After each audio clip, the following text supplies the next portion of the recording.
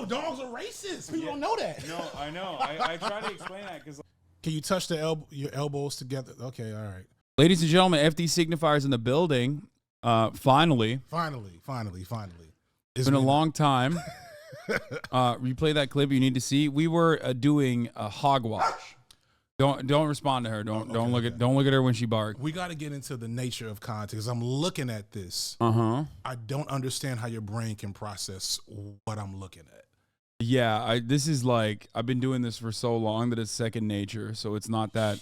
I just saw somebody say every time a guest comes on, this conversation happens. Yeah, but no, because I'm also I stream to like 500 to 1,000 people every randomly. It's not that different than streaming to 35,000 people. I mean, I'm gonna take your word for it. I'm trying. I think it's the same. I mean, it's just like the principles, the fundamentals are the same. Which is be entertaining. Yeah. Don't say anything that is gonna get you clipped and canceled. Which I say things that get me clipped and canceled all the time. I'm aware of. I'm aware of this. I'm transgressing somewhat. I have some people that are in my community that are not gonna be happy that I'm here. Really? Yes. Oh, Hasan, surely you know. That's crazy. I'm always shocked when people whose like opinions I'm very closely aligned with, at least, like I'm shocked when their communities are like, don't talk to that guy. So let's run back to like not because it was one-sided initially. Like my first impression of you, right? Oh yeah. It was not necessarily positive. I had to be corrected by other people in my community whose opinions I trusted because I saw aesthetics. You know what I'm saying? I see behind me. I see the beard. It's not fully on your neck. So you've upgraded beyond the typical aesthetics. And I see the frogs and like the stuff going past. And so, I'm out of touch. I'm like, oh, this is another one of these motherfuckers. And so like I'll never forget, I put you in the first Break Bread video. Yeah, as a debate bro. Yeah. Which I apologize for, chat. No, it's all good. I mean, dude, listen, that was like, as far as like left-wing content creators not fully grasping what I do, yours was like the least offensive. So I never really got upset at that beyond like, oh, it's just a misunderstanding, but I totally understand why. You know what I mean? Yeah. And so I think so it's a combination of things. I think the first step is aesthetically. Oh, I need one of these.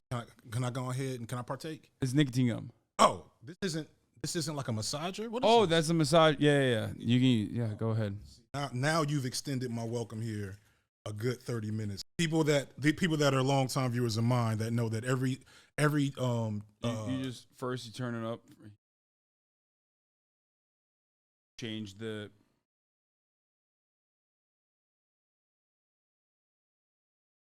People that have watched my oh my fucking God. Dude, listen, I'm in the same boat. That's why I have it. So I'm this an old is man. a future investment. No, trust me, you don't know what old feels like yet, Hasan. How old are you? I'm 40. I turned 41 Monday. I'm 32. I'm about to be 32. So you're starting to catch the first wave. Yeah. I was partially deaf for 24 hours 2 days ago. Just cause? Well, I thought like I have eczema for the first time in my life. I've gotten eczema, which is not a thing that I used to have. And I thought because of that, and also because I'm like kind of sick and groggy, and my ear just like I was in the shower and I was like doing this when I always do to try to get the water out of my ear, and it like clogged my ear. And then I was like partially deaf.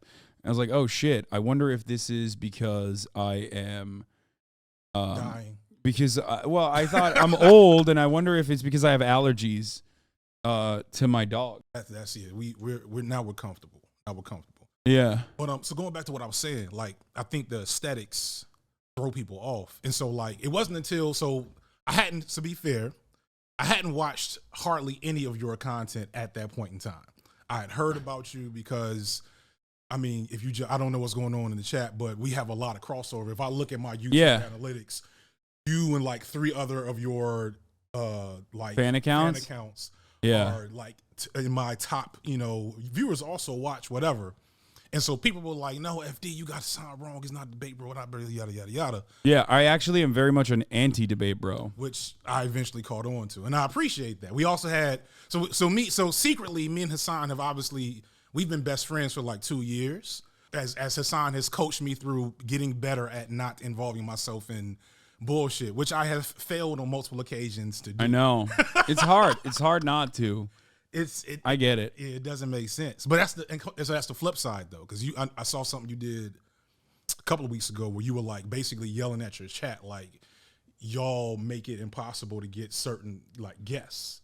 You know? Oh yeah, always. Yeah. And so I think that's the thing. If I give the most credence to my people who are in my community or who I talk to and whose opinions I respect, I think that's the thing that becomes a flaw for both of us. But since you are much more prominent, is that the community you develop feeds off the energy you have. You know what I mean? Yeah. And so like other people see that energy, and like every once in a while you act like a normal person. Somebody says something crazy to you, and you say, "Oh, fuck you," and your community's like, "Yo, it's fuck whoever this is for the next 48 hours." And I try to make sure that we don't engage in.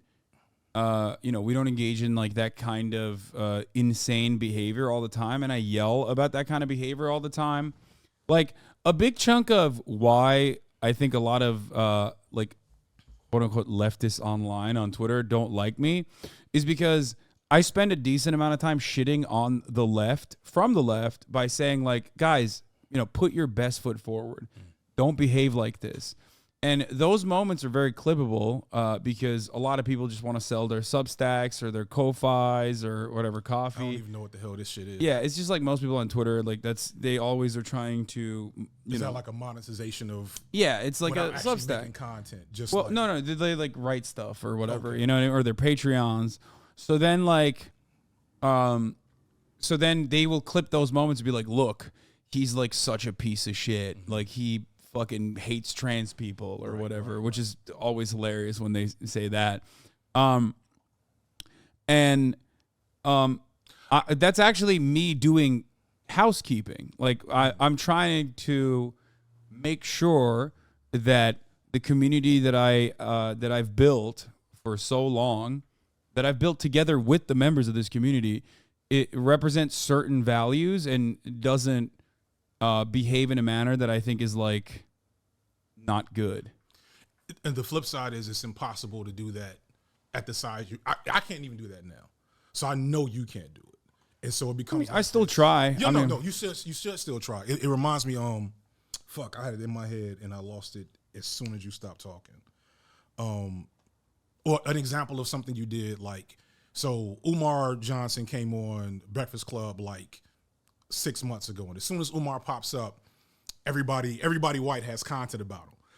I just mentioned Umar Johnson for real like the first time like a month ago. I call him Dr. Umar, but maybe it's because I respect him a little bit more than you do. It's weird. Well, his PhD was in question for a long time, but not by me because I trust him. You're doing good. You're doing good. This good job there. But for real though, I remember watching your version of a reaction to that video and several other versions. And once you got past the memeing, right, I was like, oh, this is a good take. And so it was funny because if you don't get past the memeing, which is necessary because you're talking about Umar Johnson, you don't get that take. But that's kind of like the weird space that I'm not gonna just say I'm in, but like it's developing around me, the air quotes cornbread tube. Yes, we all are making content explicitly about like black shit, but also within one of the criticisms I get a lot is my audience is predominantly white, which I don't know if that's true. Maybe it's 50-50 at this point. It depends on which video I just dropped, right? Like the video I dropped before this past one, like I changed the thumbnail explicitly to cater to a black audience and they came for the video. But like, if you are black and you're doing anything in the public sphere at a certain level, if you're successful, your audience is predominantly black. I mean, predominantly white. Yeah, unless you're Tyler Perry. Yeah, exactly. And so it becomes impossible to thread these needles on a regular basis. And so I think the thing that if I had to say, if I have to, so I don't get punched by a handful of people, the thing that I know a lot of black leftists making content want is to be in the seat I'm in. You know what I'm saying? It's to share, not just like, obviously not everybody's coming to Cali, coming to the crib, but like to be put on in the zeitgeist, because it's impossible to get here. I got here out of luck and a handful of black films. Shout out to which camera are we on? That's the one. The other ones are for the podcast. Oh, okay. Shout out to Khadijah and Bo. Shout out to T Noir. Shout out to I'm gonna give my shout outs real quick while we Yeah, go ahead. Also get a little bit closer to the microphone, because like everyone is saying that you're not left this audio. I mean, I'm known for that. I'm not known for my technical expertise. His noise gate is off, chat. There's not much more I can do. I'm gonna come closer. I'm not used to right up on it. Shout out to BP, who wanted me to mention that he made so he did the thing. He put you on the cover of a video, right? The video itself actually is relatively praising of you. He has a good critique of the online left as a whole, in that there's too much effort being put into, what's the word I want to use? He would say there's too much effort being put into what he would call purity testing. I'm not going to use that phrase so as to not get punched, but I get his overall point, which is the thing that has always bothered me since I've been here. I've only been here a couple of years, right? The thing that bothers me about the online left is how reactionary the non-reactionary people are. Like people say, "Oh, Hasan's reactionary," right? And they can clip you and have your moments, of course. But like then like on Twitter, the wrong moment, the wrong tweet, or just a question from like I've seen people in my subtweets say, "Hey, what does this mean?" And it's like open season. And like to me, that's reactionary. You know what I'm saying? And so like to kind of pull. Have you read or heard of Elite Capture? Olufemi Taiwo?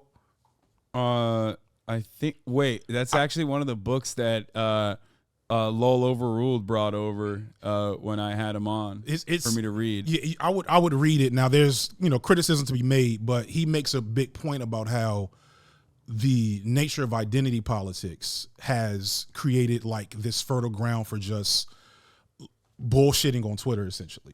But it's not just Twitter. It also happens in academia, and it happens in like political spaces. And so this ramble is all getting back to the point that the only way to like avoid certain criticisms is to not say shit, or to not care as much about how that take wasn't 100% on point, if that makes sense. Yeah, I'm on the second side of that, where I just like, I definitely make an effort to clarify my positions, and it's usually through repetition. Like if you're in here long enough, it's impossible for you to think that like I, have reactionary perspectives. But as far as like the way I'm perceived by a broader audience that actually doesn't watch me at all, I know it's not going to be good, because I have like dedicated fan bases that have gone on for many, many years and actually have like made money off of clip chimping me and like making me look bad and claiming that I don't believe the values that I actually present, that I actually advocate for. So no matter what happens, like I just have a massive base of haters that are always looking for any opportunity to shit on me. So I'm just like, yeah, people are just, I'm not going to be everyone's cup of tea. People are always going to fucking misunderstand what I'm saying. So I'm just going to have fun with it.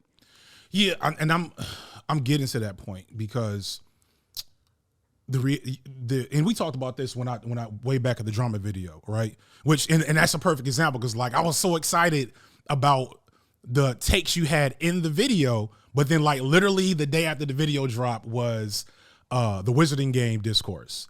And and that was a perfect example of like, okay, on one end, I thought it was weird how you became the focal point of that, right? Even though I didn't agree with your overall like your goal there, because my thing is always I'm gonna like what are y'all what do these people whose issue I don't have a direct connection to, what do they need me to do? That's what I'm gonna do. So right. So there's that, but then there's also, if that becomes like steak for content, that becomes rich for content. Yeah. And then it becomes this like never ending cycle of reaction videos to the take, which is taking away from the whole point of addressing the problem of the individuals affected by that game. You know, I agree. What's the dog's name? Kaya. Right. And so I made a video where I kind of spelled this out, and I was like, you know what? If I make this video, it's gonna become FD versus Hasan, and it's gonna get away from the trans folks in my community expressing their issues with J.K. Rowling and transphobia, etc. And like, it's just this impossible balancing act of doing the things that one, you know, for me, feed my children, right? That this is my job. But also, if we're serious about the politics, our role is almost explicitly for manufacturing the attention economy to be going towards the things that we care about and that require that attention. Yeah, that's why I try to weaponize that all the time, like, and try to make a valuable lesson out of like controversies, even controversies surrounding myself. I've moved away from doing it for controversies surrounding myself because I recognize that like anytime I pay any attention to it, that it further emboldens a base of not necessarily and it's never constructive criticism. It's always disingenuous. Yeah. So I have moved away from that entirely. But anytime there is like some real drama or anything like that happening, I try to not leave it at just like, here's my take on this, but this is why it matters. This is why I'm talking about it, and try to like tag it along with like some structural analysis. Yeah. So my question, which goes back to the conversation we had a minute ago, how do you do this? Like, aside from being insane, which you told me before. Yeah. But like, oh shit, Bernie Sanders just scared the fuck out of me. Yeah. Sorry.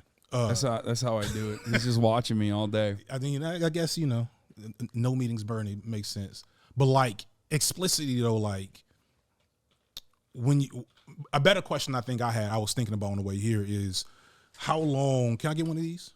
These waters, you got any ones? Hold on, I'll grab you a water. Do you want anything else? I have a lot of sodas. No, just water. Are you sure? Yeah, I'm trying. It's all diet sodas. That's even worse. Oh, okay. All right. Well, I mean, we're just gonna do the water here. A little bit. Okay, hold on. All right, let me get nosy.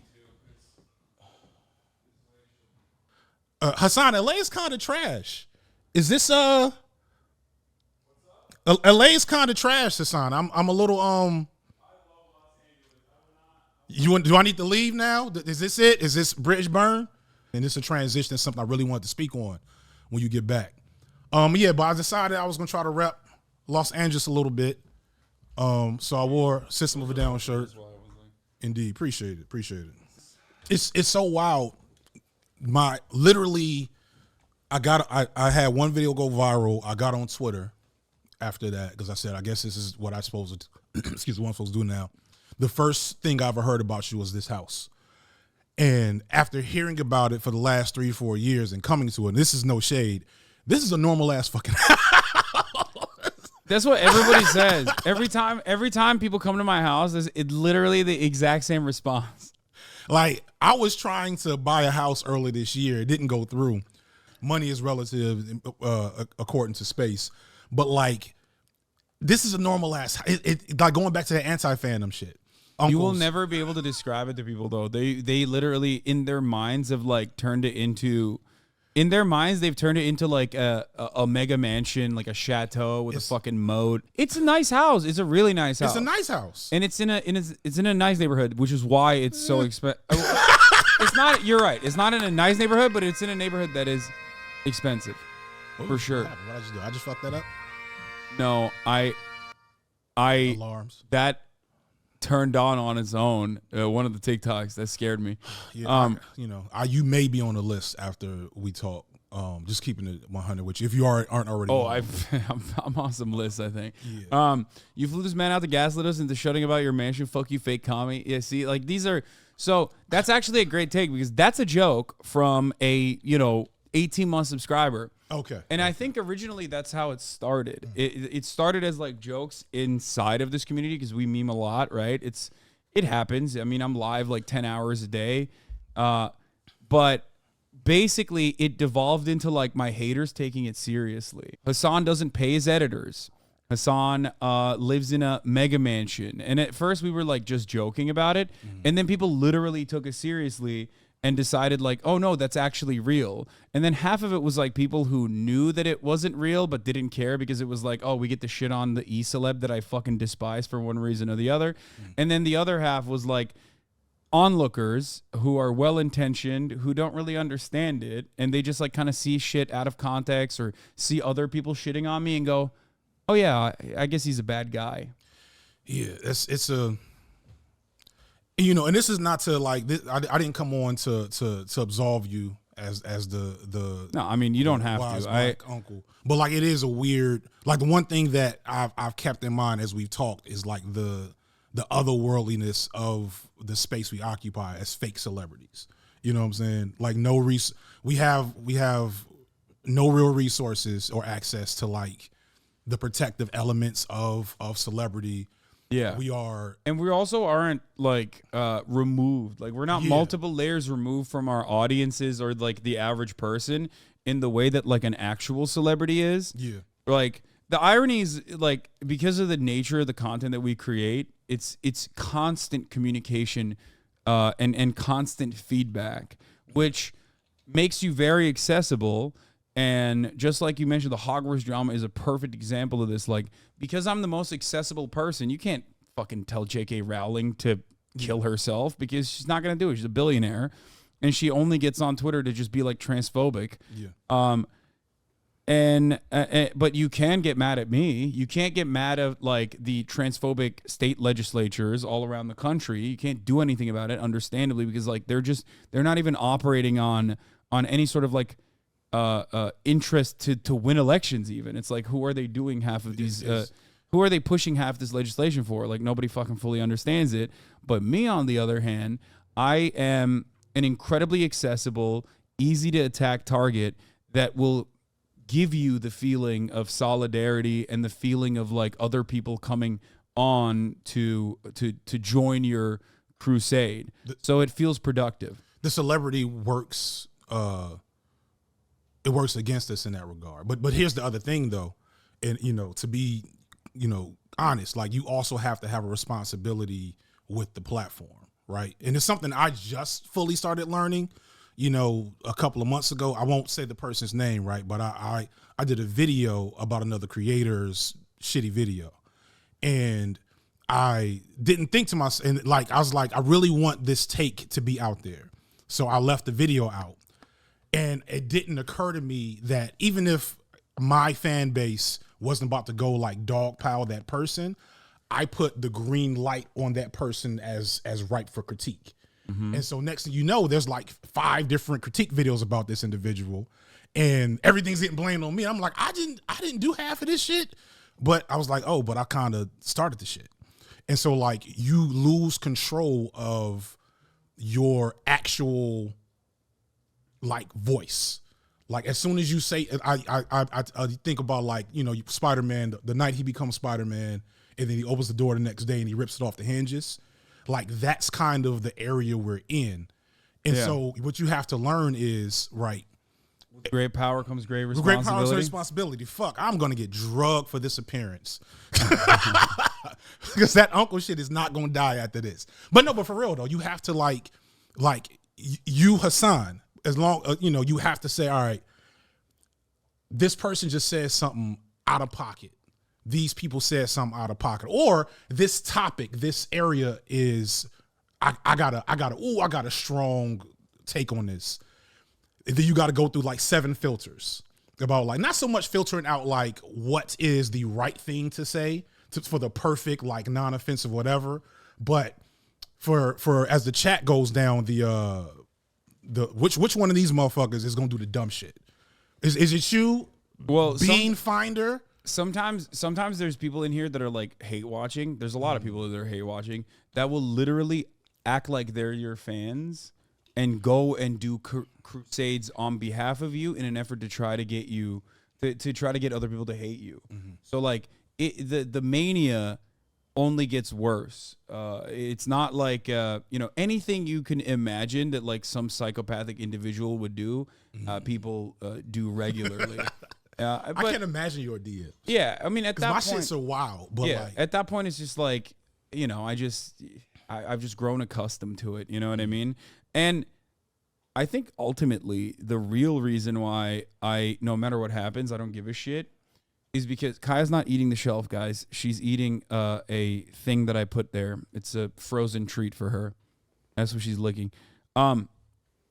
No matter what happens, the reason why I let it kind of like brush past me is because when I started this at the Young Turks, one, I was working under someone, so I had like no control over my life, no control over my content, no control over my IP.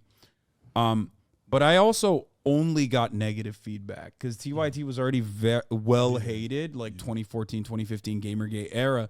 And I saw the entire space is occupied by neck-bearded fucking losers who were reactionary as fuck. And I never really thought I would get to this level of success that I got to. I never thought that I would see massive content creators openly, advocating for progressive policies and whatnot. Most of the time, progressive content creators, I think, in the early age of the, Gamergate era, they were getting murdered out here. They were not openly talking about their politics. Even if they were progressive in their personal lives, they kind of just like didn't really say anything. A lot of big progressive content creators still don't actually get into politics all too much, regardless. But the environment was certainly almost entirely hostile, with very little counter to that. And then like BreadTube came around, and all of these communities started growing online as a counter to all of that movement. So now having someone like myself be one of the largest Twitch streamers on the planet who exclusively talks about politics from a like straight up as leftist as you can get perspective, right? I never take it for granted. I always have that to fall back on, where I think to myself like, well, I do have a massive community no matter what. Yeah. You know what I mean? And so that's interesting. So as I'm sitting here, I'm trying to pay attention to the chat, but like literally I cannot process. No, it's better that you don't, trust me. It's literally better that you don't, because but this is like the Force or some shit. This is a powerful thing to have access to, even as it sometimes seeks to destroy you. Because I think about like a Cat Black who was like making content at that time, who was getting murdered even as BreadTube was growing. It wasn't like growing around her. And I don't remember the sister's name. She did like, you remember these old videos like White People Be Like? She was a dark-skinned sister. She had like at the time she had a big like curly afro. I can't remember her name. But like for them, like they're out of here. You know what I mean? Because of that same thing you're talking about. And so like Francesca Ramsey. Thank you. Francesca Lay. She's still making, she just popped back up on TikTok. And that's her. And when iDubbbz said his bullshit, let me phrase it. When iDubbbz said his apology and other people were like, iDubbbz don't apologize, she made a point to talk about how like y'all don't understand what their standpoint was like at the time. I don't know if she's so 4 years. Yeah, that space was so awful. Like I mean, I was in, and obviously like I'm not I wasn't even there. Like I was was still watching Nostalgia Critic. a lot of people had a personal journey as like they also got sucked into that space, and then they escaped it or moved on from it or demonstrated personal growth. But back then, I definitely was in the fucking crosshairs of that shit. I mean, I'll give you an example right here. Let's look up the Young Turks, Jordan Peterson, Hasan Piker, transphobic, right? Because look, I mean, here. I made a video sarcastically titled, Jordan Peterson is not a conservative transphobe. And this video came out 4 years ago. Well, even more than that. But yeah, okay. It was almost 5 years ago, December 30th, 2018. I wrote this video and I made this video. It has 2.9 thousand likes, 146,000 views. I can't see the dislikes now, but I'm pretty sure that the dislikes greatly outnumber. RIP to the dislike button. Yeah. Fuck the dislike. And, real fuck the dislike. Oh, yeah. See, someone, Fizz in the chat says 6.1K dislikes. If we look at it, if we look at the comments, and these are 1 month ago, obviously, which is why they're going to be greatly different. Damn. But if you look at the fucking top comments, okay, from, I love to see the intellectuals come out in the TYT comment section. I said 4 years ago. It's amazing how mischaracterized this man gets. Whatever you think about him, he said repeatedly when asked, he'll use the pronoun he, she. Like, back then, it was very obvious that he was transphobic, but people just refused to recognize that he was. And people were going fucking crazy over it. Like, they anytime anyone said anything like this, they would get absolutely ripped up to shreds. Yeah. And the reason why I'm showing this is not to be like, look how fucking right I was even 5 years ago. It is funny to see how Peterson has completely validated every unfair attack that the left has made about him in the last like year, and all his fans just went quiet. Like, nobody's came forward and been like, yeah. But even then, this is 5 years ago, and he was still like, you know, this is him. He's a ridiculous person. This is him at like a Turning Point USA conference. You know what I mean? Where he was like a keynote speaker, and people were still refusing to recognize that. And it just like, it sucked because back then everyone was always like, oh, you're a piece of shit. You're a soy libtard. You're attacking this like profoundly beautiful centrist mind who only has the best intentions and like wants what's best for society. He's an intellectual. Who the fuck are you? And then I didn't have a base of support, but now I do. Yeah. Some of which who used to be fans of Jordan Peterson. So that's what keeps me going. That, and also the top of the hour ad breaks, which I forgot to run. If you no longer want to see those ads, you can subscribe for $5 or free with Twitch Prime, or by getting gifted sub. Here's a 3-minute ad break now. Okay, let's continue. Cool. Do we keep talking? Yeah. Oh, no, because most people are subscribers anyway, so they don't really, you know. So I want to spin back to LA being trash, except for one thing that is going to segue into something I really want to talk about. This sucks because you're only seeing the worst. Like, LA is only good when the weather is good. Where the fuck is the sun, though? Yeah, LA is only good when the weather's good, and LA's weather's been shit this year, like insane. It's like Seattle. Yeah, I left the South, right?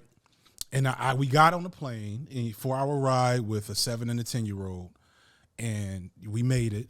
And we wake up the next morning, and I'm like, why hasn't the sun gotten here? This is I came here. I have a gift for your kids, by the way.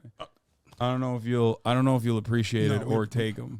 As long as it's not some of this nicotine gum. We have to talk about this. No, it's it might be worse. I don't know what your perspective is, but it's Mr. Beast. Oh God. We're managed by the same management company, and they always send me like his new shit. So I have like boxes of Nerf guns, Mr. Beast branded Nerf guns, and boxes of Feastables chocolate. I'm going to drag you as soon as I leave for doing this to me. I'm just saying. Well, now that it's on camera, now that they know that I offered it, you will be the bad guy. I'm not allowing them to watch. I have not allowed them to watch anything I do, partially because we have a weird thing with like YouTube with my kids because of like, let me not throw too much shade at Mr. Beast, because Mr. Beast is also like Nebula Gang to an extent. But you know, Mr. Beast critiques at all, right? But I want to say this thing about LA. Yo, I've seen one police car since I've gotten here. Yeah, well, it depends on what neighborhoods you're in. That's why. But so it still blows my fucking mind because I'm in. You will not get a ticket. You will not get a moving violation. You'll get a parking ticket 100%, but it is relatively hard to get a like speeding ticket in the fucking greater Los Angeles area. I didn't see police in San Diego. Excuse me. Now, like, but no. Like, I'm saying this because like I frequent the nicer areas of Atlanta. And I did not like. It really like hit me hard last night when I heard a police siren, and I tapped my wife, and I was like, "Yo, have we heard police at all since we?" Well, it's also crime is legal. Look, explain what's going on, because we made crime legal here, so we is that voted why for LA, it. what I mean, surely we could do that in Georgia. Yeah. But no, like what? How is that? Because we got the Cop City shit happening in Atlanta. Yeah. They just raided an anarchist organization and charged with all kinds of wild shit. They've got terrorism charges on like 30 people now. Yeah, they're really weaponizing the RICO charges down there for like suspiciously only black adjacent causes. Yeah, it's an interesting situation. Where's the Fannie Willis RICO charge on Donald Trump? When is that coming? Oh, we're gonna get back to Hogs. Actually, I'm gonna get back to Hogs, but I gotta speak to this though. I literally can't leave my house in Atlanta. I live in a middle class gentrifying neighborhood, right? So like there's an excuse for police to be around because white gentrifiers call the cops all the time on random black people. But if I go to almost any neighborhood in Atlanta on the north side, which is where there's less crime, generally speaking, when there's less people of color, generally speaking, there's still a million police. And it was normal to me to like see 5 or 6 police officers going anywhere in Atlanta to see 5 or 6 patrol cars at any given ride. And when it hit me that was normal to me when I got here, I almost got sad because I was like, yo, I have acquiesced to the police being an ever-present. Like when we talk about, I don't know who I was talking to Skip Intro about propaganda in Spider-Man. And the argument that the right will use about police is that if you flood an area with police, crime goes down, which is only true through like the most tenuous reach of an argument, in that if I'm standing next to my son, he might not pick his nose. You know what I'm saying? Yeah. Like from an authoritative standpoint, it air quotes works. But you get like the way my son's, like my 10-year-old acts around police is, it would break your heart because he knows what the police mean in general, but especially in Atlanta.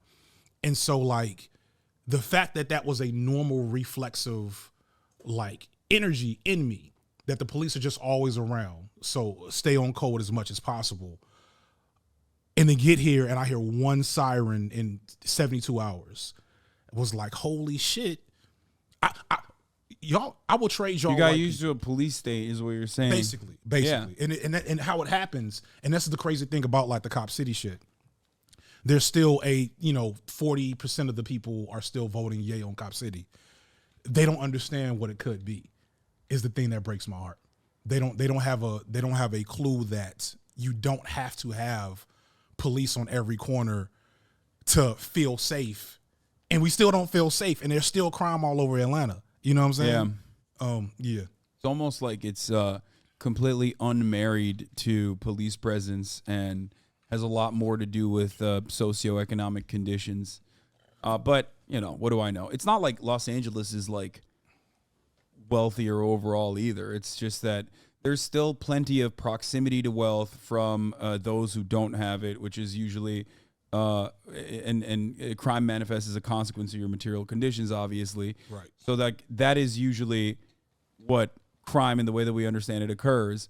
But like I said, I think the reason why you don't see a lot of cops around in Los Angeles in comparison to other places, which you're right, I do take that for granted, I do forget, is maybe it's because it's like more spread out too than other places. Because LA is so vast. Possibly, but it's still, I don't know. I'd have to. I'm gonna legit do some. It sparked a video idea, so I'm gonna do some research and figure it out, because like we got off we rode through, I guess like South LA on the way here, and then like we got off because we had to do a bathroom break on Alvarado. I don't know. Probably a place it's a place looking around. It's probably a place you wouldn't go pretty often. But like even still, it doesn't feel like even like median income neighborhoods in Atlanta. It doesn't feel like the places where Young Slime Life supposedly, like, it's so funny. Like people talk about YSL and them getting the RICO charge for what they've been doing off Cleveland Avenue. I don't live too far from Cleveland Avenue. like a lot of people I know, there's Chick-fil-A's and like night, like it's not the way that Atlanta is. It's not the way DJ Academics presents it. Oh my fucking God. I'm not gonna drag DJ. Wait, that's he said he's a fan of mine and Tim Pool, so. Yeah, clearly. Yeah, no, like Cleveland Avenue, like there's literally, like, if this street is Cleveland Avenue, right? If your desk, this long as that's Cleveland Avenue, from here to here is where YSL was probably doing most of their dirt, like this one section. And if you keep going this way, you hit other neighborhoods with completely different lifestyles and energies, and same thing going this way, right? If you take the $90 million they're doing for Cop City and you put that money into this area, you transform this area within a decade. You completely transform it. Or, Coca-Cola, Nike, Lockheed Martin, Chick-fil-A, goddamn, whomever, can, build a police training facility that's going to just be kind of like a boondoggle for them to get, food contracts, bring in the Israeli police force, bring in New York, bring in y'all. That's what they need. The American police force is not ruthless enough. They need a refresher course on, of course, on how to kill 14-year-olds, from a distance. Last shout out that we can do I'm gonna do some hog watch. I've never done the actual reaction shit. Shout out to, let me make sure I get this right. So I did a stream a couple of weeks ago. There's numbers on this, by the way. Apparently, police employment officers per capita rates for U.S. cities. What is this? Governing calculations. New York has 42.3 per 10K population. Los Angeles has 24. Chicago has 44 almost. I wonder where's Atlanta? Let's see. 35. Where did I skip it? Keep going. Down. Oh, right there, 35. Yeah. So yeah, it's measurably and demonstrably larger police presence. Yeah, and you feel it, or you don't feel it. You go fucking numb to it, which is like genuinely, I'm getting upset because I'm thinking about. Like, would you say New York was what, 43? Yeah, I mean, New York, you immediately see it. So we're 7%. Chicago is like this. Actually, I've never been to Chicago. I'm from Chicago. Oh, okay. So I've never been to Chicago, but like that is unsurprising. So that makes sense, but it's all in one spot. Atlanta is maybe an eighth the size of Chicago, maybe 1/16 the size of New York. And like, and literally nobody lives in the city. It's just the metro area, so it's just, I'm a fucking God. Yeah. Not like send that. Well, I'm gonna get this from you. Cause I'm going to come back to this. Cause it's so, and we still have, and Atlanta's these are old too. This is from 2014. Atlanta's is the black Mecca. All the shit I'm talking about, we haven't had a white mayor since the 70s. Mm-hmm. We have probably more black millionaires and business owners and academics, whatever, per capita than any other city in the country, if not world. We have everything you're supposed to have, going back to this identity politics conversation. We have everything you're supposed to have to ensure that type of shit does not happen. But what Atlanta does have is a lot of fucking corporate power. Everybody's got a headquarters there. Everybody cuts checks. Everybody has, and then we have a combination of corporate power. And if you go 30 miles outside of Atlanta, you're basically going 50 years back in time. Yeah. So like the greater political structure of the state wants what you just saw. And so like, in like when people, it's a weird, I'm trying to balance this shit, right? Because these are issues I've dealt with, but the politics I'm new to, because you have such a black bourgeoisie class in Atlanta, you feel like, it is what it is. We're doing good. We're getting money. Black excellence. Obama's in president, etc. You throw in a Morehouse mayor, a mayor from Morehouse College who just got booed a couple of months ago at his alma mater over Cop City shit. And this shit just kind of goes. It just goes because these politics going further left than the Democrats, have not been allowed to exist on the main stage, and people get their nice house, and they say, all right, that's it. I got mine, you get yours. You know what I mean? Shout out to M. Marty, whomever that went to Clark. You know, we got to get it in there. We got to get in there. Don't worry about that. Killer Mike. Oh my fucking God. I was about to say, speaking of black bourgeoisie and their shifting perspective on black capitalism as an emancipatory factor. What do you think about Killer Mike? And I think that it kind of almost ties back to Clarence Thomas's perspective and how it's shifted over the years as his politics have become more flushed out. What's scary about Killer Mike? So here's the thing. I don't know if you watched my last 2 videos. They're over 2.5 hours altogether. No, I have not. I've got some shorts in there. But no, so my last 2 videos were explicitly about the rant I just went on, which is like re-engaging black people as a whole with the politics of the left, which is something that we've always had, but we've been disabused of, for the last 60, 70 years. And so like Clarence Thomas is an early defector, right? Yeah. And so we weren't worrying about Clarence Thomas way back when the Anita, like I'll never forget like hearing about the Anita Hill shit and being confused that my mother wasn't supporting the black man on TV. Because that was like, second nature, like black man on TV. Yeah. We in there. My mother's like, she didn't give me details, obviously. I was like 10 or some shit. But like, I'm like, okay, right? But the thing is, a Killer Mike can come and speak that language and present that energy. He can name drop Kwame Ture and Frantz Fanon and Fred Hampton and like name drop them. There's a video name drop them in support of capitalism. Yeah. And it's like, Mike, what the fuck? And like, you've heard Mike, throw some centrist shit in there before, but he has very clearly been adopting not just a centrist, a right-wing ethos, not just being pro-capitalism, but like the political energy that he's been presenting. He supported. I'm gonna take her out real quick, but while you still keep going. That's fine. Well, while you out, I wanted to finish this shout out to. Come here, Kaya. So let me take over the Hasan stream for a second. Hasan, when's the last time a black person's been on your stream? I don't know. I haven't had any guests on in a while, though. Okay. Stay. Well, so as I hold this space for a second. Yeah, I mean. JPEG Mafia. Okay. Stay. Ole Emmy was supposed to come on, but she didn't make the trek out here, so it was only Law overruled on his own. I don't know if you've seen her stuff. Yeah. Ole is part of the crew. Let me get this massager going again real quick. So they're short. All right, so real quick, shout out to on a completely unrelated note, I did a stream a couple of weeks ago, y'all. It is on my side channel, Signified B-Sides, and I had as a guest Aran Anal, who is a South Asian streamer.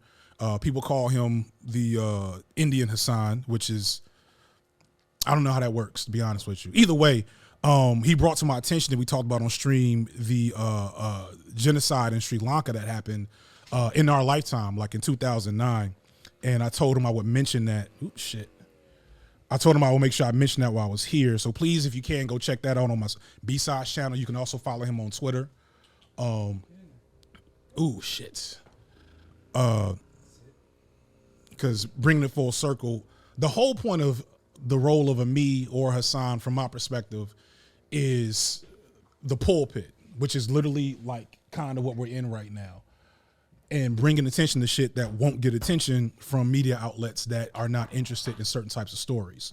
Okay, somebody shout out to shit's moving too fast. Shout out to whoever just said subscribe to Arana now in the chat. The details on that story are not for the weak of heart, so please check that out.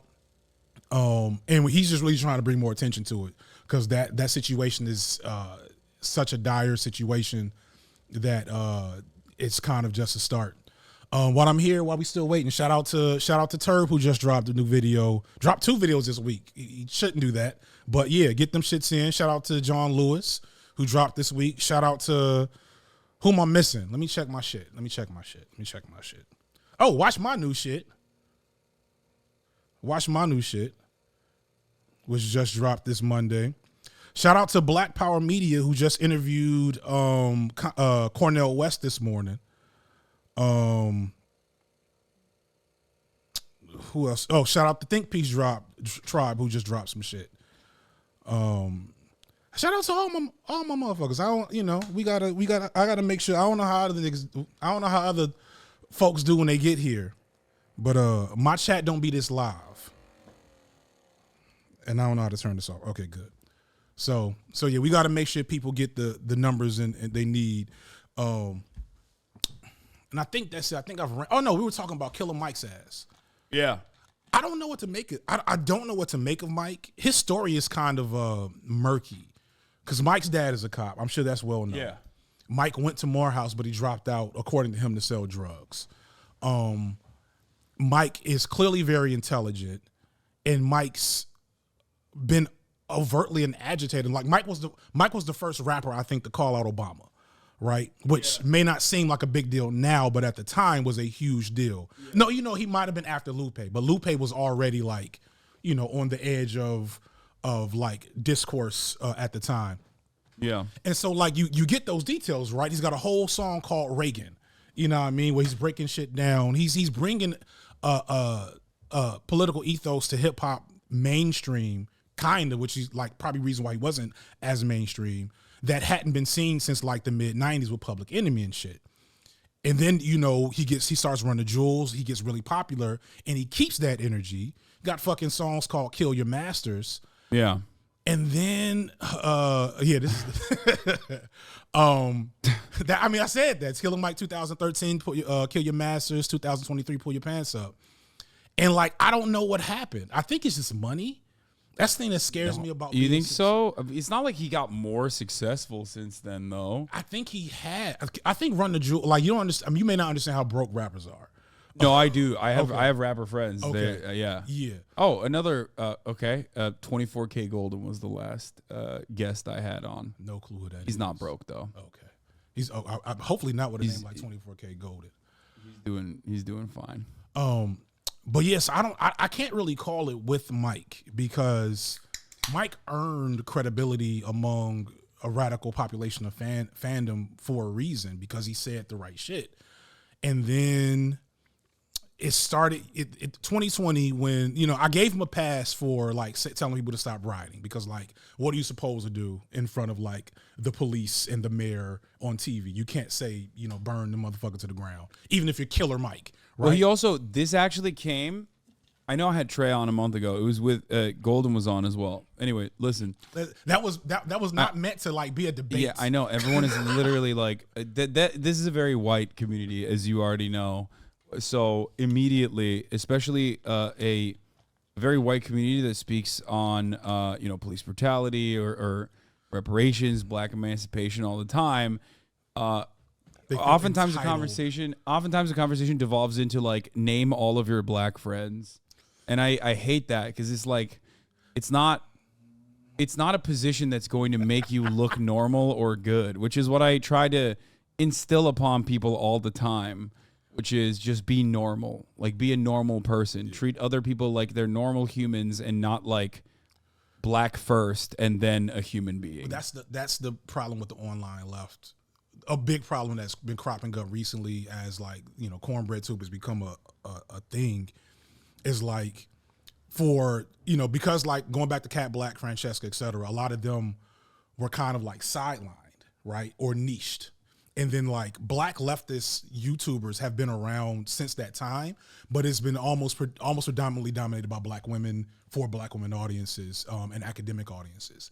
And so when I popped up and I purposely started to find other black men, cis hetero. Yeah, finally, we need some fucking men in here. You know what I mean? What is this? What is this? Yeah, hit it. That's what I'm talking about, dude. But no, for real though, like bringing them in changed the energy. And then suddenly if you are a debate guy that brings up white supremacists to debate them every 6 weeks, with 6 days to prove your anti-racism clout, and we say no, you're kind of a clown, that creates like a conflict because blackness is it's a commerce in this space. Proving that you have black credibility with black people is a way, or credibility with anti-racism is a economic boon. And so like now it becomes like the running meme for me now is I am king of the blacks. So if I pop up in your video, then you're one of the good ones, which is not true. If one, there's no such thing as a good one. You're all bad in my mind. I just want to be very clear about this for the chat. But also, I'm not the end all be all for those discussions. In fact, I'm mid compared to a lot of my peers who don't have who haven't hired editors yet. You know what I'm saying? Yeah. So be normal is no. I said to say keep doing that because what we need more of, we need less white pundits talking about black issues without black people present, and more white pundits talking explicitly to white people about white shit and like doing white shit better. We don't need fuck white people. We don't need that. That's still as much as I would like to say that, and as much as I say that when the cameras aren't on me, that is still reactionary. We more so need like this is you're actually basically addressing something that I say all the time, but I usually talk about this to the trans community whenever I'm having this discussion. When I talk about transphobia, I'm not talking to trans people. This is something I've said so many times. Like, you're trans. You already know how fucking dog shit it is. You know what I mean? Like, I'm talking to transphobic people who could potentially change their minds. And the same goes for every issue I speak of. When I speak on black issues, I'm not speaking to black people, even though because of the predominantly white-centric, white supremacist public education structure in America, there might be black chatters that learn new things when they come in here about black history in general, because there's always people who are like, this shit is not about. Like the move bombing is a great example of this. Like, anytime I bring it up, there's like, what the fuck, I'm black. I had no idea that was a real thing that happened in America in not that long ago. But yeah, when I speak on black issues, it's not to black people, it's to white people. It's so that, white people understand from a, I guess, like, if you have any kind of preconceived notions or biases, when you hear a white person say these things, it's it's more impactful. It's why I do, like, when I dabble in my manosphere shit, it's never for women in the audience. And it also means I speak a specific cadence of language. But I also, as much as possible, have black women in the video or in the conversation to fill in those gaps. You know what I'm saying? And that's kind of like, it's two discourses. There's the ideas, right, which is solid, and then there's the economy. And so, like, going back to like the white left, liberals and leftists have been arguing with other white liberals and leftists about black people and trans people for like clout points and content for at least 6-7 years. And it's like, I'm like, the whole reason why I think we've made a ripple is it's like, oh, there's actually black people having these conversations. Yeah. You know what I'm saying? And it's like, at first I was really excited, but then I got frustrated about that because it was like, all right, listen, y'all, I'm not going to be teaching white people about racism with every other video. Y'all get like one video every 3 to 6 months. And then after that, I was like, you know what? Y'all not getting any more of these. I'm talking about Black Panther, both the movie and the actual movement, until further notice. I was supposed to do a white rapper video this time last year, and it's now a running meme in my community that is never happened. White rapper video this year. There's always new one, like Lil Mabu or whatever. You see that? Is that the one that was the drill rapper who's like super rich? I think he's like a hedge fund kid who like graduated from a fucking private school recently. Yeah, I saw that. I follow all that stuff. It's please. I love white rappers. And you do the little Mabu takedown. That is for Hasan to do. The little Mabu takedown. If I talk about little Mabu, smack the shit out of me. Even when I do my white rapper video, which is definitely happening this year. Yeah, here. Well, now you're gonna have to see it. Oh yeah. It's just like apparently his dad owns Like the actual a record label or something. So he's like, is he hanging out with Lil Durk? Jesus Christ. I was that bad on my dick, ain't pay attention. Man, I fell down to my knees when the law came. Man, I fell down to my knees when the law came. Oh fuck. Oh, let me not say shit. It's no. I didn't mean to do this. I didn't even know this existed. I'm sorry. I did not know that this existed. So in the top line is bro 18 casually friends with Dirk. No, he is fucking not. Bro rich, cut a check. 100%. That is what happens there, and this has happened forever. And this is like, we could talk forever about this, but I don't want to drop too much of this. There is one word you can't say. I can't say the N word. No, you can't. I can't say the C word. Yeah, that is. I just, this is broaching territory where that might be deployed. I'm just saying. Right. So you can't say that. I will get banned. Word. We have developed within the black community a list of slurs. I have a pass. I don't know where it is, but you who the fuck gave you a pass? Nabisco, as a matter of fact, wheat thins. Who was? They gave you a C word pass. What? Okay, I'm sorry. I thought it was not an N word. Okay, pass. I'm like, we don't do that. That is a myth. No, that's not. Anybody that is giving you an N word, white people in the chat, there's no such thing as an N word pass. Yeah, Nabisco. Nobody is coming to the cookout. The cookout is shut down until socialism. Nabisco gave me the N word pass. Oh my fucking God. No, I wonder where it is.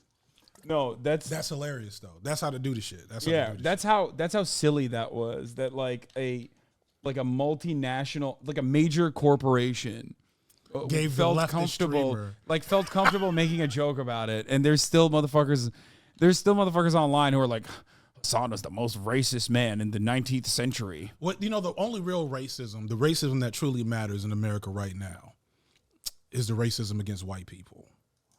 We're in agreement. Been responsible for in the last couple of weeks. Me too. I'm doing my very best. My anti-miscegenation era, according to Twitter. Oh no. Well, see, this is like, I don't even. Oh God. I'm not gonna get into it because that was the last straw for me. I've tweeted maybe twice since then. I let my wife take over Twitter after that. Oh shit no, don't. Like, you know what?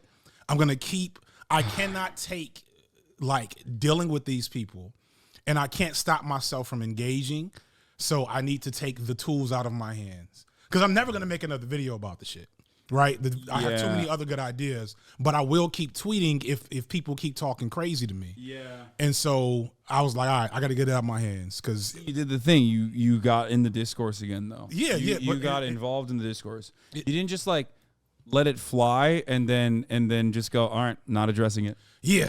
Which is really hard. It's really hard. It's damn near impossible because, and I'm like no shade, I'm too old for this shit.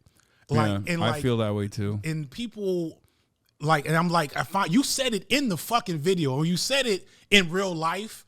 I felt so stupid because it was the realest shit anybody said to me. It was like, I put a record scratch there in the moment. Yeah. You were like, I said, I tried to explain to my wife why insert debate pervert here is getting on my nerves. And she's like, dude, I don't know what the fuck you're talking about. And you cut me off and said, hey, your wife is right. And I'm like, oh, yeah, you right. Why did I need Hasan to tell me that shit? I mean, well, I do have a lot of experience with that, to be fair. True. I have many, many years of experience on that front. Right. Where I have a barometer for that where I'm like, could I explain this to a normal relative of mine that is out of touch with online culture? Right. And if the answer is abso-fucking-lutely not, then I try to very aggressively move away from it, even though I'm the most stubborn motherfucker. And I have to I have to come back and keep fighting it for no reason. Yeah. That's what it was. A bunch of white people explaining to me racism against black people and or interracial couples. And it was the most bizarre. And I was like, all right, let me just pull out some data and here's a video and just send. And it was like, oh, nope, that was stupid. And now I'm done with Twitter forever. So no more tweets to me. I'm still lurking, of course, but like, yeah. Donald Glover's coming for you. Donald Glover's mad at me. Wait, is he? I was just. I don't know. So I'm starting to make like I made my first Hollywood friend, my first real friend outside of YouTube. No, you're my first white friend. And so I'm like, okay, because I was supposed to do an anti-insert person's name here. I'm not gonna say video when I hit 500K, and then when I got to like 300K, I started thinking about, well, if I ever want to do anything in entertainment outside of YouTube, I maybe shouldn't talk shit about people that I'm gonna like need to contract me for writing or some shit. So like I'm working on redeveloping. I'm chilling the fuck out. So we're gonna. It's always good. Always smart. You also have to remember, like, you have an audience of very different people, and like, do you really want to introduce this person to your audience? You know what I mean? And that's why I fucked up. That's how I think about it, which is why I always like, I don't engage in fights when I know that like someone is very clearly rage farming. Yeah. And they're doing it deliberately, and there's so many examples of this because I did it for so long that I'm just like, yeah, no, it's not interesting. I'm not gonna do that. I'm not gonna fucking take the bait. I'll only do it if it's worthwhile. That's where I fucked up, and that's where, because I'm getting cocky because I started out, my first handful of videos go viral, and I'm just pure BreadTube. I'm BreadTube's new black guy. So all my fans are white, right? All of them, every single last one.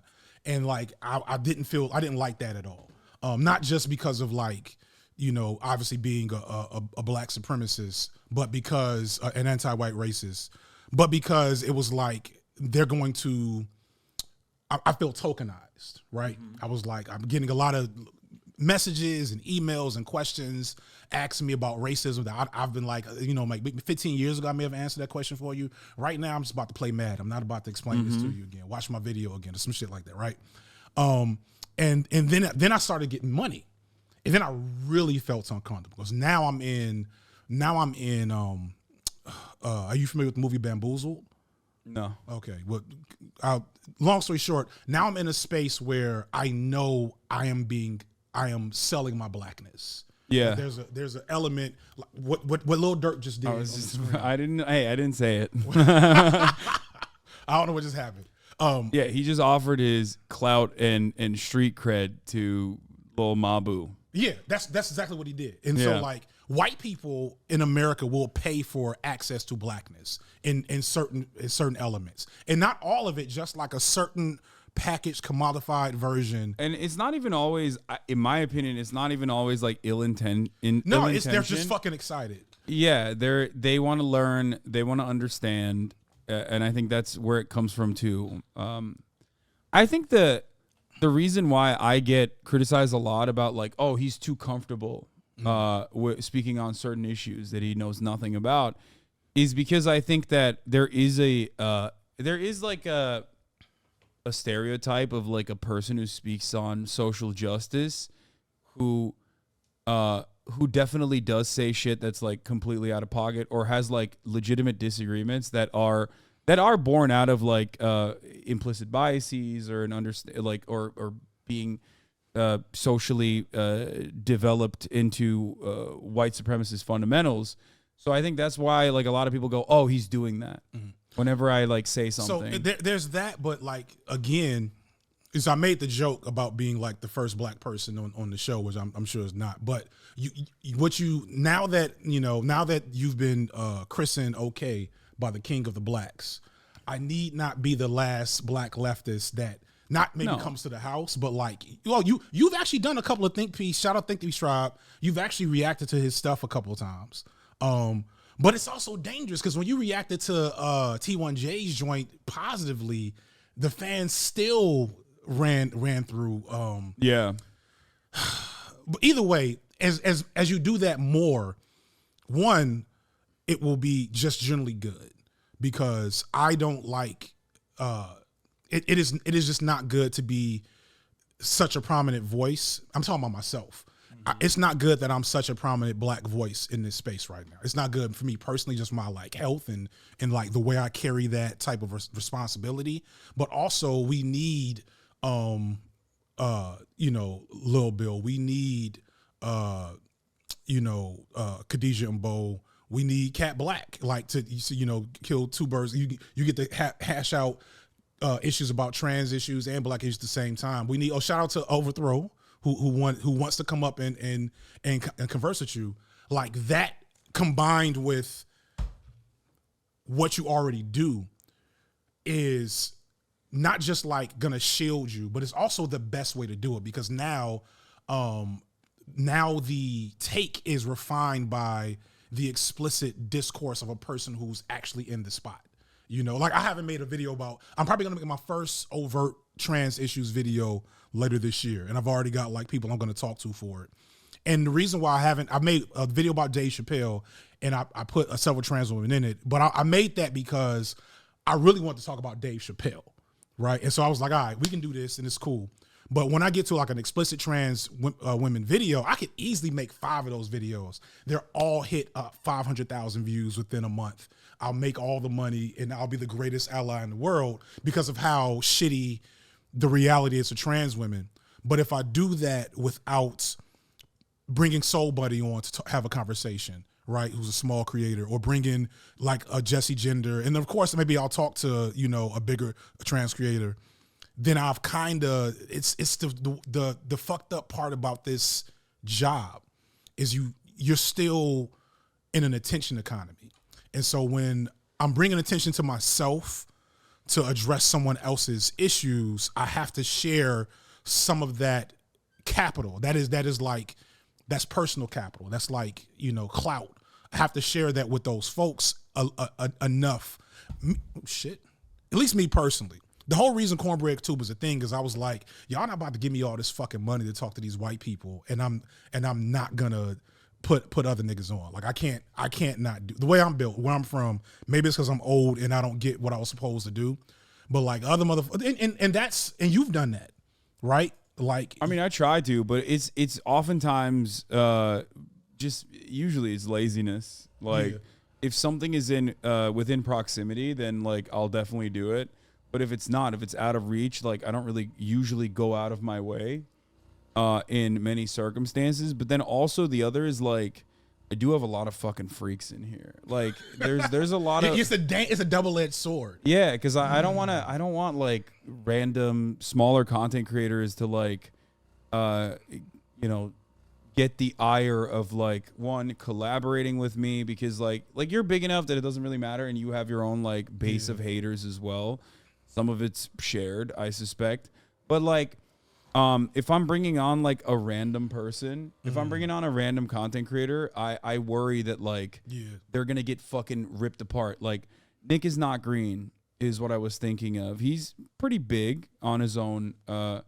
He's pretty sizable on his own, right? Like, and the first time he ever got like straight up fucking eviscerated on Twitter was after he came onto this broadcast, and we like reacted to funny TikToks, and like the most insane fandoms got together to be like, these two fucking pieces of shit, people that hate streamers, people that love, J-pop and want to be idols themselves, and like, even though they're Westoids, people that fucking Nazis, Groypers, lolly fans, like any and every community that I've had something to say about basically got together and were fucking destroying this dude. Now, he's also large enough that it's not the biggest issue, but I don't want to fucking put that on. And he's like, well, I guess Nick is Nick white? I don't think he's, I mean, he's like white passing, like kind of. I don't know. I don't know what he is, but I don't give a shit. But regardless, he's like, he's. Sorry. No, I just like legitimately don't know. I think he's Filipino, maybe. He might be like half Filipino. But yeah, he's spicy white.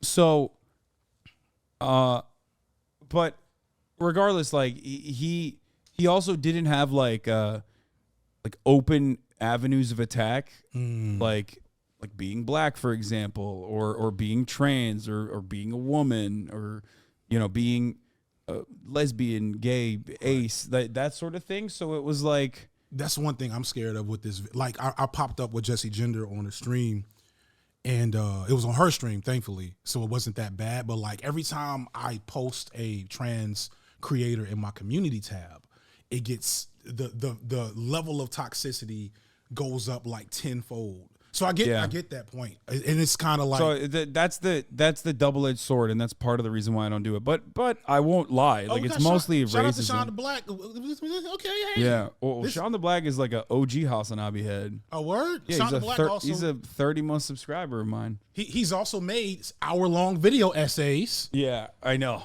I tell him not to do it as well. You keep doing it, Sean. You're good at it, but also probably more stream actually because. You know, that way. So Sean the Black, I'm coming on yours next. I got to go to Sean the Black. And, yeah, he's great. Man, the other brother, whose name I can't remember. All right, we've done enough. Let's laugh at some Republicans. I've done enough serious stuff. My kids are in the pool. Actually, let me check on that shit real quick. What time did I get here? I don't know. I mean, it's definitely been an hour though, because at the top of the hour there's another 3-minute ad break, and I remember running it last time you were here. That's how I keep track of time.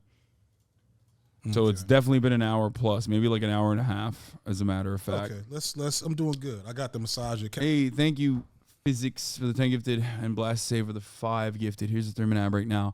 What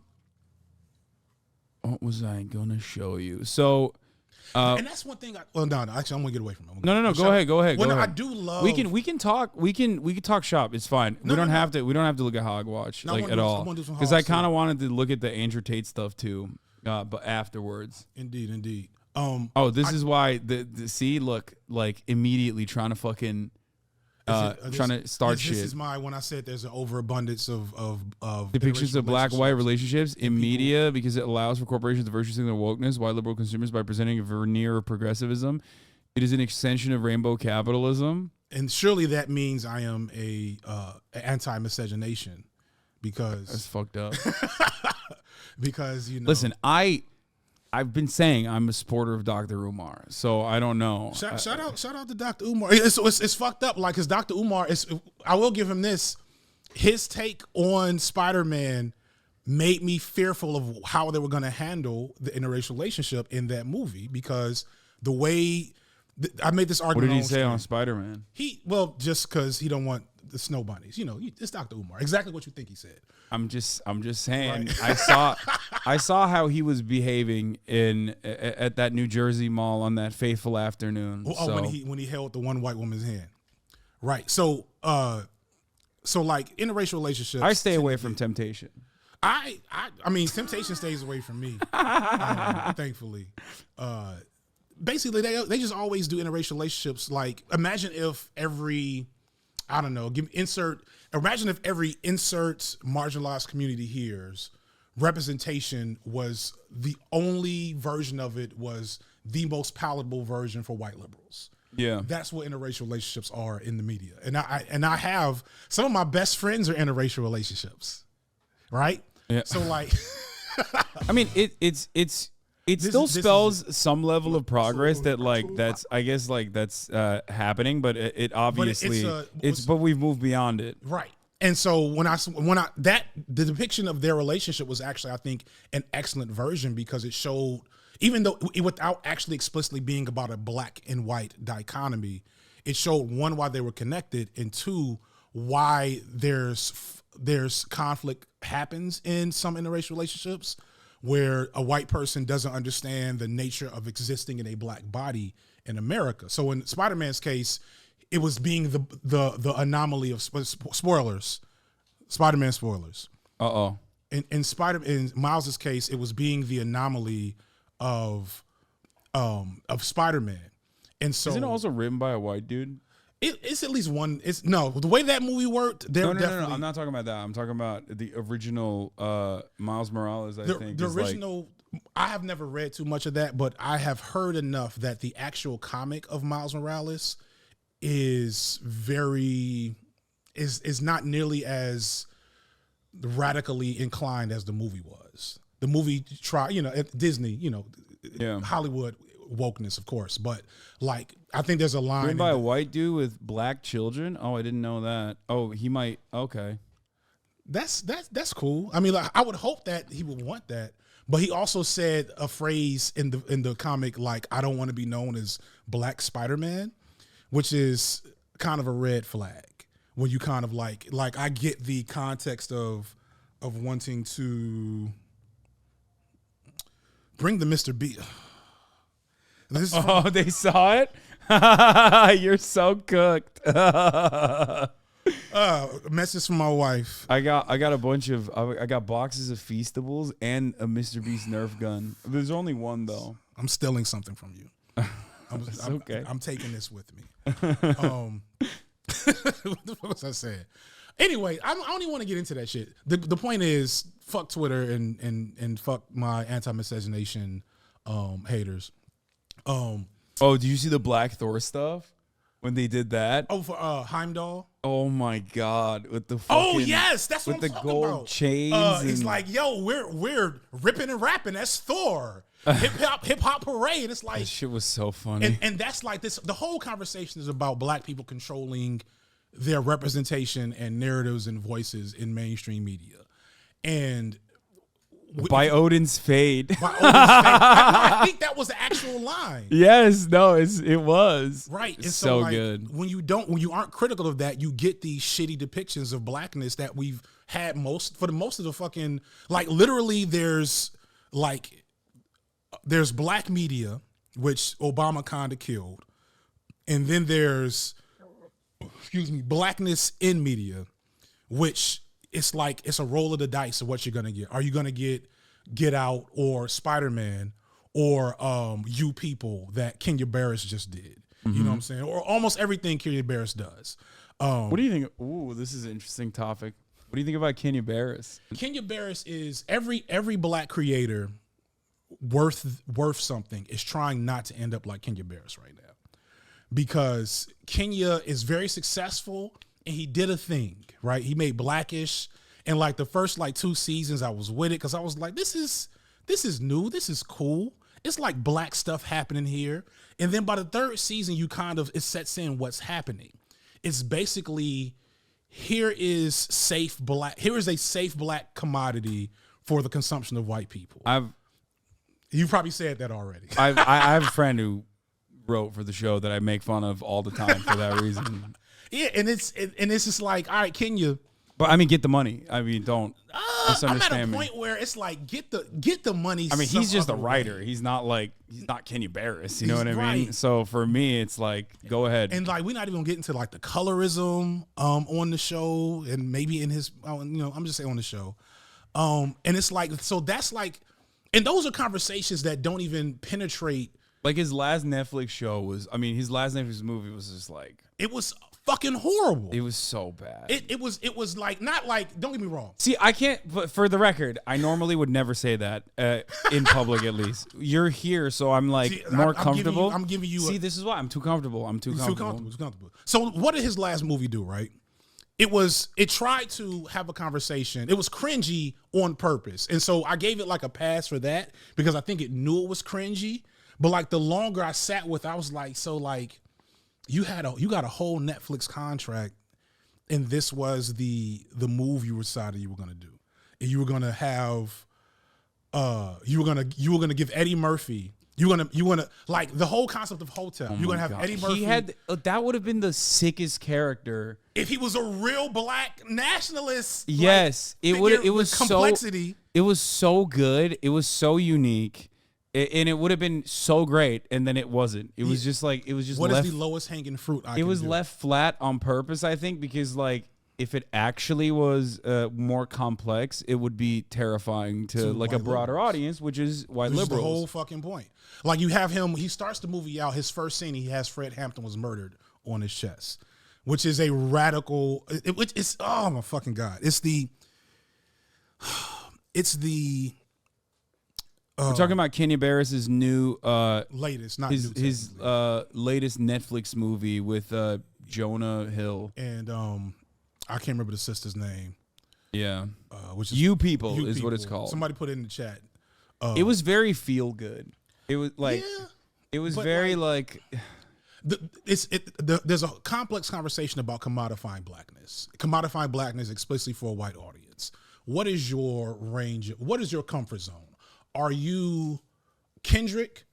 I don't think anybody doesn't respect how Kendrick engages with his blackness, right? Kendrick definitely has a predominantly white audience because he's too big to not have that. Yeah. But Kendrick's art is very clearly informed by his black experience, and it is uncompromising in what he does with his art.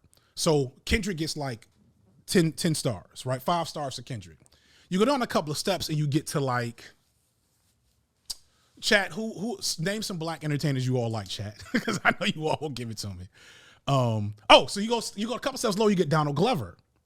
Okay, Donald Glover is still really good with I think so. explaining like a black ethos and a black aesthetic, and goes back and forth between saying, hey, white people, let me explain blackness to you, and then also, hey, here's some stuff about the black experience. And just genuinely just for that, right? Like literally every other season of Atlanta does that, right? And so definitely a very interesting evolution from like doing internet skits. Doing Derek comedy. Yeah, are you Derek, an OG? yeah. Because I was an OG Donald Glover. People think I hate Donald Glover. All right. Yeah, yeah. yes. The Derek comedy shit. Yeah, people don't even know that shit. So and then you get to the lowest level, and you're probably at like, damn, I don't want to do this to Kenya Barris. He's not, because I don't think Kenya Barris is cynical. I'll say this. Kenya Barris. I don't think Kenya Barris is lowest level. I think there's, what are those? There's the dudes. Drake. That's a good one. There you go. I'm sorry. How did I But miss it wasn't this? even, I wasn't even going to say It's that. not Tyler Perry. No, there's definitely lower levels than that. There's the true. dudes on TikTok that Dudes do on like TikTok, the dancing muscle while dance they're guy. eating. Yeah. Yeah. Like that's definitely at the lowest rung of Right. content where it's like explicitly for racist white people to Right, laugh at. Right. So I say it's not Tyler Perry, even though I have a lot of critiques on Tyler Perry, because Tyler Perry has no interest in a white audience. He's just incredibly manipulative and like pandering to a specific black audience that keeps giving him money. And now he owns BET from what I heard. So I don't know anything about BET. I only know like the Leprechaun movie. Yeah, see. Because I didn't grow up here. Okay, I didn't know. I came to America in 2013. So, Are you serious? Yeah. So that's part of the reason why, like, despite the fact that I have no accent and I have a pretty good understanding of like American culture, there's like massive blind spots. And that's one of them. That blows my mind. So you've been here for just a decade. Yeah. Look at you doing the American dream. Yeah. I mean, yeah, exactly. That's wild shit. Yeah, I did it. Why can't you? Why can't you? Exactly. Pull yourselves up on the bootstraps. God, if I did commentary like that, I'd be popping. My life would be so much easier. So I guess kinda, yeah. I guess that's where we get to the bottom, or even worse, like Jesse Lee Peterson. Hello. What's up? My brother. Okay, nice to meet you, brother. Hassan's Morant. brother. But He actually has a big boy job. He builds satellites. oh shit. Yeah. So he's just in here He's the smart one. I'm the black sheep of the family. who makes all the money and everybody. Unfortunately, yes. You would expect a fucking satellite building, a literal rocket scientist. a literal rocket scientist to be definitely way wealthier than he actually is. Right. So you just getting here 10 years ago. I think I asked this earlier. What's next? Is there a next? Like, are you like how long? Like I'm talking. You know, I'm thinking about how long I got. Like, I literally need this massager. I'm going to take it from you. You can take it. All right. So thank you. I appreciate that. Like, because I'm old, I cannot keep doing this. I have like numbness in this hand that I use to edit. Oh. So I'm like, I have maybe 2 or 3 years of making videos like I do right now left. Right. After that, I have to figure out how to continue to feed myself and my kids, yada, yada, yada. And I'll also be like pushing 50. So I just can't imagine myself being 50 years old arguing with, 20-year-old white kids on Twitter. So I think about that a lot.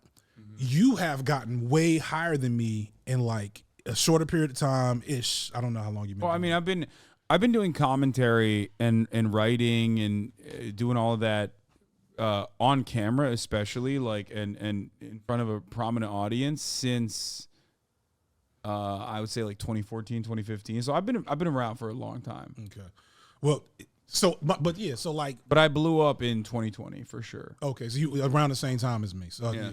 But like, so are you thinking when you're my age? Like I just turned 41, so you got 9 years, and then you might die. By the way, Yeah, I know. Are you gonna still be in front of this the channel looking at the chat? I've had opportunities, even like earlier, like a couple years ago, to make a change in my career to go in like the legacy media route that I refuse to take because I like what I do. I would never do that. That's I love, like, that's why I said, like, when you ask me how do you do this, I'm like, I'm mentally ill. This is real. I like the editorial independence that I have. I like that I don't have to take on any fucking I like that I don't have to take on any advertisers if I don't want to. If I want to, I can do it. And you know, I do enjoy having a sense of community. So the way I make this content, it's in many respects not very easy to recreate by others because no one wants to take on like the mental anguish. Yeah, that's another thing. We have very cushy lives. Ultimately, it's not like I'm fucking in the coal mines. You know what I mean? And doing backbreaking labor. Right. You know, this can be backbreaking in certain instances because but it does take like literally my wife. Yeah. Like I've gained probably 20 pounds since I've got 100,000 subscribers. I have multiple health concerns that I did not have before the stress of this work. People that saw the drama video saw me have a panic attack in the middle of an interview. And then, like, you know, my wife is like, dude, you're always on your phone working, which is partly just like checking analytics, like keeping up with the bullshit, reaching out to people. Oh, yeah. You know what I'm saying? My family always yelling at me about that. And so, like, I know, like, even if, and so let me make sure when I say I'm not going to do legacy media, I mean, like, going on the news, I'm assuming is like what people want from you. Like, I would never like do like normal shit, but like, it's like, I am, as soon as legacy media comes with a big enough check, I'm going to cut that check and then like figure out how to live off of it for the rest of my life. Yeah. And then do videos like every 6 months, like H-Bomber guy. But I still have to say it's because this is a weirdly taxing job in a way that it's hard for people to understand. How, like, and I couldn't imagine, and that's me, one video a month. Maybe I'll tweet something stupid and controversial once every, 2 weeks, FD Signifier, versus 10-hour streams 4 or 5 days a week, Hasan Piker. Like, I like it. I don't mind it. Like, it would be much nicer if everybody liked me, or at least was like charitable, or at least fucking left me alone if they hate me. You know what I mean? But I don't mind it. By the way, it's 7 days a week. Oh, I'm live 7 days a week. Yeah.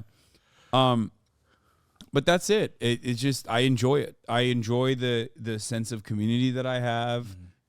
It was almost a crutch for me, especially during COVID. Yeah. I was doing 13-hour streams every day, 13, 14-hour streams, 12-hour streams a day. Because, I loved having, I never took it for granted. I loved having a place where there were like-minded individuals that were like openly leftist, or at least willing to learn about these sorts of concepts. Yeah. Because like I said, when I started off, it wasn't like that at all. Yeah. So I never really thought that it would get to this point. And I strike I think I strike a decent balance. I have a lot of normal friends, normies, civilians that keep me grounded. I try to have like some semblance of a personal life that's not, immediately in front of everyone's faces on camera. I have a pretty strict like diet and workout regimen. Mm-hmm. I'm incorporating other stuff into the content I create, like with traveling and whatnot. Like I went to Japan recently. I'm going back again this upcoming week. So dope. So like I have I am at a point where I realize there's a lot of opportunity for me because I have all the material freedom to be able to accomplish things that I want to do. So now I can like marry that with content. That makes sense. I am also, I don't have kids. So that changes things. Yeah. Like that's one thing I'm scared as shit about is when my kids understand that I'm a YouTuber and they will ask me about Mr. Beast and I will like I will avoid talking too much about I told you already. He's like out of all the content creators that your kids will be watching, he is like he's the least problematic. Yeah, he's like I've very seen this very shit. PG. Like he's very PG. Yeah, it is. Now I had a whole conversation with them about why billionaires shouldn't exist, and they teamed up on me. And so like now I'm debate brewing my kids. It's like I've really been infected by. Yeah, wow. They like billionaires. They're like, why not? Because they're like, why not? They can help people. I'm like, well, so helping people and what is happening in this content are two different things. But I will say, shout out to my kids. When we were watching Spider-Man, the scene where Indian Spider-Man comes on, and he's like, "This is where the British stole all our stuff." And I nudged my son, and my son's like, I know that. The British are evil. And I'm like, yes! It's good. Good job. And then when he found out, I don't know what we just did or saw, when he found out that Spain was also colonizing people. Everybody calm down. It's like not a spoiler, okay? Chill. It's a joke. Spoiler. I didn't even get the joke away. But you know, so anyway. So like we're doing well, but like the kids thing changes things because like I think about that a lot. I think about if I didn't have any kids, it was just me and my wife, right? Or if I was single and like I dropped dead in the middle of editing a video, you know, it's a interesting Twitter thread, right? But like I have black boys, and you know, and there's like a level of the only thing I can call it is psychosis. In the way you have to look at the world when you're raising black children and black boys in particular, because the way that racism and white supremacy targets black boys is unique, but also, and it's unique for black women and black queer people, black trans people, etc. Like it's unique in all these ways, but I think it's one of the least understood dynamics because black boys are also on some moderate levels protected and engaged with patriarchy. And so people kind of leave that veneer of patriarchy on top of black men. Like, yeah, it's just y'all just be patriarchal. It's like, patriarchy don't work for us that same way. And like, I need my boys to understand that. And like, I can't expect anybody to teach them that except me. So if I leave here and some debate bro fan runs up on me on the street and I don't go home, like it's a different level of disengagement, or more realistically, like I'm fucking debate bro fans. If I leave here and I have a heart attack, they don't leave their houses. Right. You're fine on if I leave here and I have a heart attack or a stroke from the stress of making content, it's a completely different opportunity structure for them. Like completely different. Even though my wife has advanced degrees and can make plenty of money without me, made more money than me before I started doing YouTube, the absence of the guidance I explicitly provide, not even just a man in the home or father in the home, but the specific guidance of here's how to navigate and understand the world as a young black boy. They lose that, and then all these other negative outcomes raise exponentially. And so I am never thinking about this job outside of or without thinking about when it ends, because it has to end at a certain point for me to know like I'm going to be healthy. And like I've lost, you know, like 4 or 5, I'm trying to lose weight very slowly so I don't like boomerang. So I've lost like 4 or 5 pounds in the last couple of months. And I'm seeing my doctors on a regular basis. She's bored. She's bored. Like get back to, anyway, you get more of my point though. Like, so so I do get that. And I guess that's beautiful in a way. Like I love that, you know, all criticisms aside, you play a specific important role that wasn't here. As much as Sneeko and other people try to make the leftist men into soy boys. And that being bullshit, but it is explicitly valuable to present stereotypical traditional masculine images connected to these politics. And because historically they've always been there.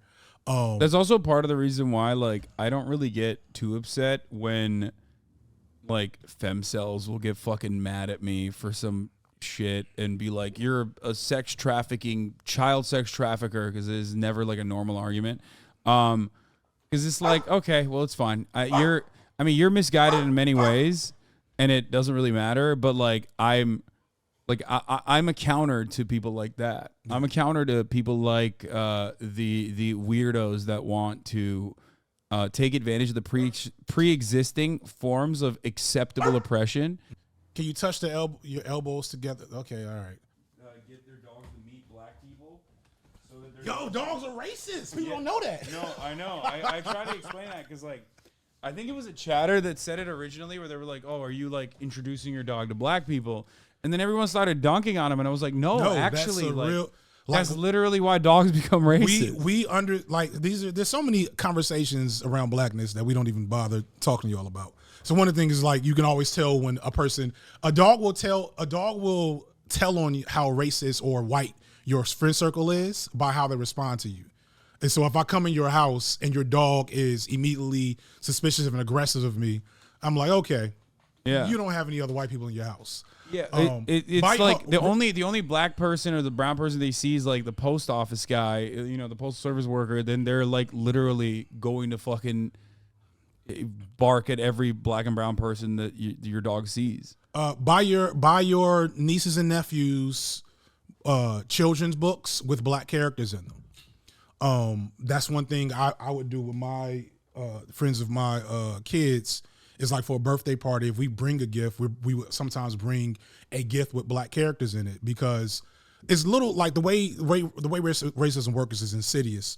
It's meant to be rendered invisible. You know? That's why you people and certain types of images of blackness being only a specific way is a problem because it doesn't challenge the status quo of how blackness has to exist in reality. So little shit like, not like critical race theory, brother. And critical race theory is like or whatever Republicans define it as. It's so like critical race theory is not even like it was never so it's not that's not even what these conversations even be about. And like critical race theory is very not mid like as a theory. It's a great deep dope theory, but it was never meant to be a like focal point of a political movement. It was meant to just be like a academic area of inquiry. Well, that's precisely the reason why it was never like actually critical race theory that they were criticizing. It was always like history. Whatever, like an accurate telling of history from the perspective of like assuming black people are full-fledged human beings. Yeah, or just recognizing the role white supremacy. I just started watching the 1619. Is it 1619? 1619 project. Oh yeah, I don't know anything about that. Wait, is there a show now? It's like it's on Netflix. I think it's a 1619. Yeah, 1619 project, but I didn't realize there was a show around Netflix it too. Netflix has a whole miniseries, or is it Hulu? I'm sorry, Hulu. And so like even something like that, right? Like, cause that's produced by Oprah. So it's like it does all this great stuff talking about the nature of white supremacy being baked into Americana everything. Mm-hmm. But it also, and that's kind of the challenge. It pulls from what I've seen, it pulls a handful of punches. I don't want to get into it. And that's kind of what happens with all black media because we have to filter ourselves through white institutions, Yeah. So it is what it is. And on the flip side, one of the reasons why I do what I do is because I want to break down why that aesthetic isn't all that healthy to begin with so that, young guys, young black boys are aspiring further to even like a Childish Gambino, who I'm like very critical of, or what's the dude that plays, he's in Lakeith Stanfield, right? Yeah. You know what I'm saying? Like, who also is like, he's gone down like a weird path, I think, post-COVID. No, don't tell me. Yeah. No. I mean, I loved him. I love him. He worked with fucking Boots Riley. Like, you can't. It doesn't get any better than that. So I figured I think who knows? He may just had a moment because he's also a rich actor. Thank you. Yeah, post-COVID. Like, don't say Lakeith Stanfield. Yeah, no, I thought he did like post-COVID. I remember seeing some stuff, but. Somebody will do I think he's maybe it's not like that. I don't know. Maybe I don't know. We're gonna rebuke we're gonna hold that. I can't bury any more black men I admire. Like between we started with Cosby however many years ago, and like I won't even get into the Kanye shit. and, yeah. and fucking now Killer Mike, like people I wasn't even expecting to come out of a bag like that.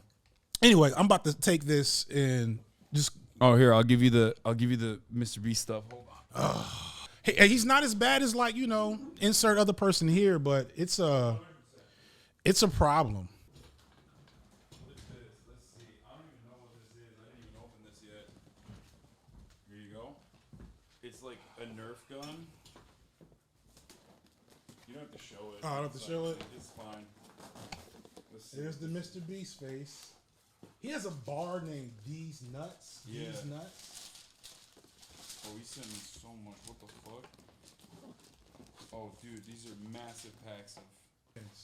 What did they say? And not came on here. This is if they had told me he's gonna give you Mr. Beast stuff, These nuts stuff. D's Nuts. No, they'll love it though. I mean, I know they're gonna love it, Hassan. Yeah, That's real the crazy. fucking problem. Yeah. This was dope, man. This was All right. dope. Appreciate you. Thanks for coming I don't know on, next time I'm coming to Cali, but when you come to Georgia, Don't forget your phone. I might need that. I might need Yeah. that. Here you go. I'll chat you up, man. All right. Peace, man.